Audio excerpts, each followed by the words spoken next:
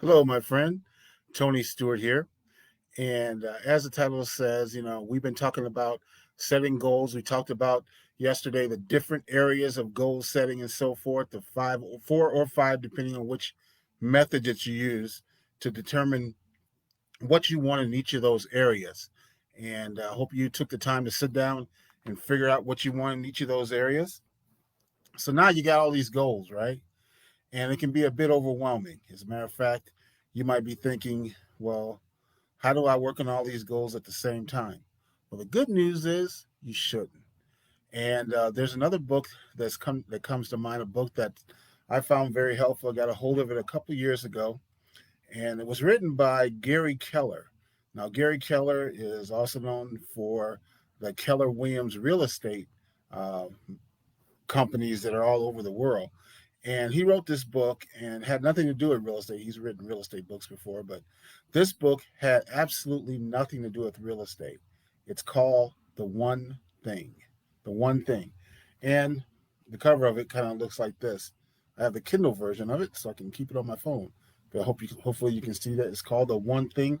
Obviously, you can get it off of Amazon, or you can get it off of, where books are sold. But get this, and I'm going to say this slowly, and I'm going to dig in. Now, you might say, well, what does I got to do with setting my goal or figuring out what my major goal is? Well, he has one line in here, which I consider the line that um, makes all the difference. And let me see here. There it is. Okay, listen to this. What's the one thing I can do? Now, you're thinking about all your goals. You got all your goals in front of you, and you're saying, okay, which one should I make my major definite aim? Well, check this out. What's the one thing that I can do such that by doing it, everything else will become easier or unnecessary? Now, let me say that again. What's the one thing I can do such that by doing it, everything else will be easier or unnecessary? Now, if you can figure out what that is, what that one goal is, what's that one thing? It could be in any of those categories, right? It could be in the fitness category, it could be in the relationship category, it could be in the financial category. But what's the one thing? If you got nothing else done but this one thing, which is why it's called the one thing, what would that one thing be that would lend itself to making all the other goals fall into place, or even making some of the goals that you figured out unnecessary? Let me read that statement one more time because I think it's key. What's the one thing I can do such that by doing it, everything else will be easier or unnecessary? Think about that. You've written these goals, you figured out what it is, and this is all, success trait number one from Think and Grow Rich. You got to figure out what your desire is. But rather than being totally unfocused, focus stands for follow one course until it's successful.